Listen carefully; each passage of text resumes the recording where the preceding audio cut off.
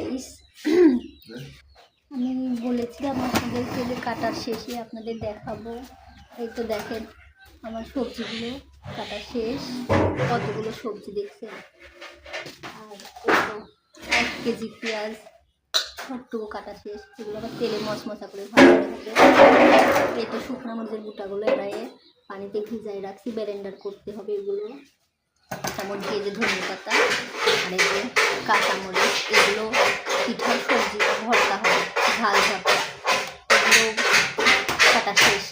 কিন্তু খেসারি যে খেসারি শাক, এগুলো আমি এখনও বেশি উঠতে পারিনি। বাঁচবো, আমি কাটবো, তারপরে ভাজাই।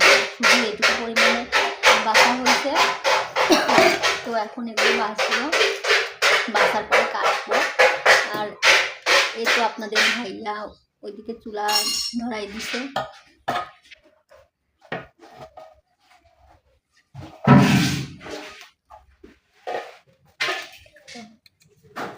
চুলা ধরায়ে তুলে দিছে। চুলা ধরে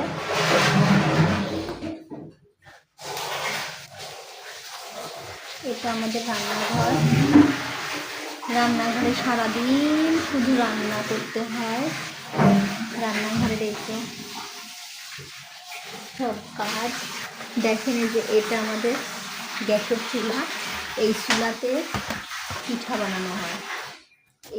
এই চুলাগুলো ছোট ছোট কড়াই আছে, কড়াইয়ের উপরে পিঠা পিঠা চিতই পিঠা এই কড়াইয়ে, এই চুলায় করে বানানো হয়।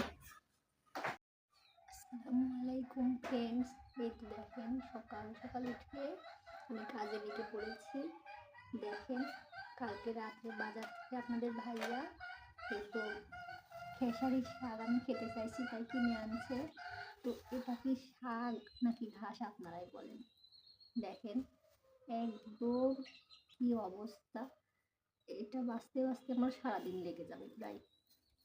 এতগুলো শাক, তাহলে এটা বাঁচলো কত কাজ। দেখেন ব্যবসার জন্য আমরা তো ফুচকা, হালিম, পিঠা এগুলো ব্যবসা করি। তো এই যে মরিচ, শুকনো মরিচ, এগুলো বোটা ছাড়াতে হবে। এতগুলো বোটা ছাড়াই ভিজাই ব্লেন্ডার করে বাটতে হবে। আবার একটু ধনিয়া পাতা, এগুলো কাটতে হবে। সবজি এগুলো ভর্তা হবে, পিঠার ভর্তা। দেখেন এই মিষ্টি কুমড়াটা কাটতে হবে সবজি ভর্তার জন্য। এখানে 1 কেজি পরিমাণ পেঁয়াজ আছে, এগুলো সিলে কাটতে হবে একদম কুচি কুচি করে। এগুলো তেলে ভাজা হবে মশমশা করে হালিমের জন্য। এই তো এগুলো পেঁয়াজের ফুলকি, এগুলো কাটে সবজি করা হবে পিঠার ভর্তার জন্য। এই যে পেঁপে, এগুলো কাটতে হবে পিঠার সবজি ভর্তা করার জন্য। তাহলে বলেন কতক্ষণ ধরে আমি এগুলো কাটবো, ওই শাকগুলো বাছবো। সারাদিন আমার কাজ, মানে সারাদিন আমি এত পরিমাণ কাজে ব্যস্ত থাকি, আমি একটু সময় পাই না একেবারেই। এমনিতেই তো আমি অসুস্থ। এখন প্রায় সকাল 9:15 বাজে। ঘুম থেকে উঠে জাস্ট কাজে লেগে পড়েছি। সারাদিন আমার কাজ, তবুও কাজ করতে পারি না। বেশিরভাগ কাজ আপনাদের ভাইয়াই করে, কিন্তু আমাকেও তো কিছু করতে হয়। কাজের একটা লোক নিয়েছিলাম, সে লোকটা নাকি আমার থেকে বেশি অসুস্থ, আর কাজ করলো না। তো আমি যতটুকু পারি আমাকে তো করতেই হবে। বসে থাকলে তো আর সংসারের কাজ হবে না। তখন আপনারা দেখতে থাকেন আমি এই কাজগুলো সারি। সমস্ত কাজগুলো শেষ হওয়ার পরে, কাটা হয়ে যাওয়ার পরে আপনাদেরকে আবার দেখাই। আমি তো প্রেগনেন্ট, অলরেডি 8 মাস চলতেছে, 8 মাস শেষের দিকে।